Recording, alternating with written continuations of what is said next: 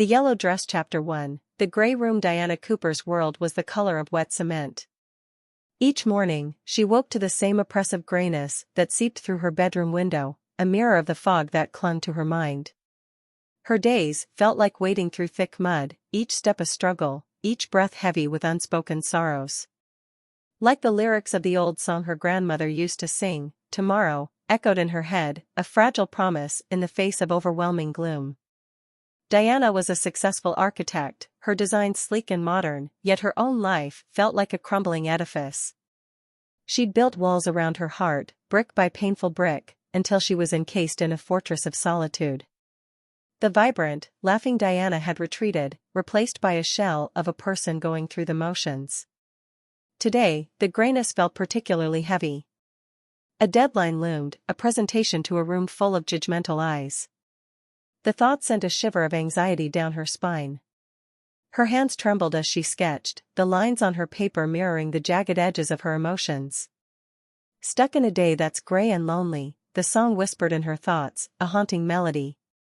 She remembered her grandmother, Nana Rose, a woman whose spirit was as bright as the sunflowers she grew in her garden. Nana Rose had a way of chasing away the shadows with a warm smile and a pot of strong tea. She'd sing that silly song, tomorrow, her voice full of hope, even when life had dealt her a heavy hand. Dianna closed her eyes, picturing Nana Rose's vibrant yellow dress, a splash of sunshine in a world of grays. It was more than just a dress, it was a symbol of resilience, a reminder that even the darkest night eventually gives way to dawn. Chapter 2. Cracks in the Fortress. The presentation was a blur of nervous smiles and technical jargon. Diana's voice shook as she spoke, her carefully crafted words feeling hollow and meaningless. She felt like an imposter, a fraud pretending to be confident and capable. Inside, the grayness gnawed at her, whispering doubts and fears.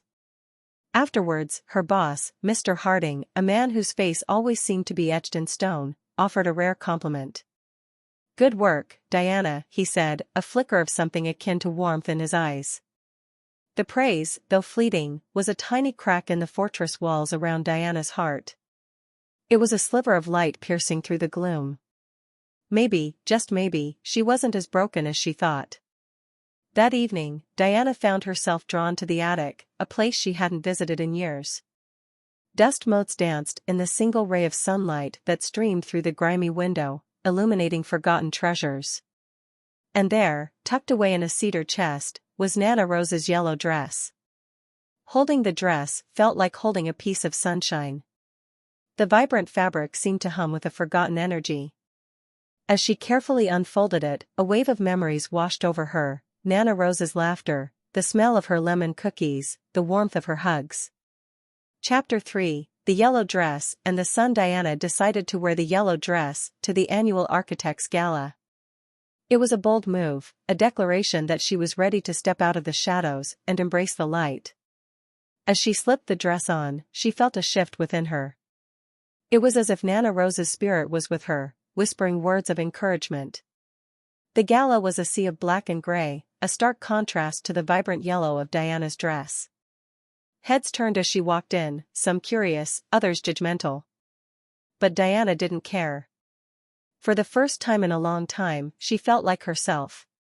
She mingled, she laughed, she even danced. She talked to other architects, sharing ideas and dreams. She felt a connection to them, a sense of belonging that she hadn't experienced in years. As the night drew to a close, Dianna stood on the balcony, looking out at the city lights.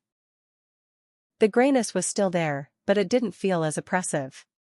She knew that the road ahead wouldn't be easy, that there would be days when the shadows crept back in. But she also knew that the sun would come out tomorrow. It always did. She smiled, a genuine smile that reached her eyes. She had a long way to go, but she was finally on her way back to herself. Like the song said, tomorrow, tomorrow, I love ya, tomorrow, you're always a day away. And for Dianna, tomorrow held the promise of a brighter day, a day where she could finally let her own sunshine shine.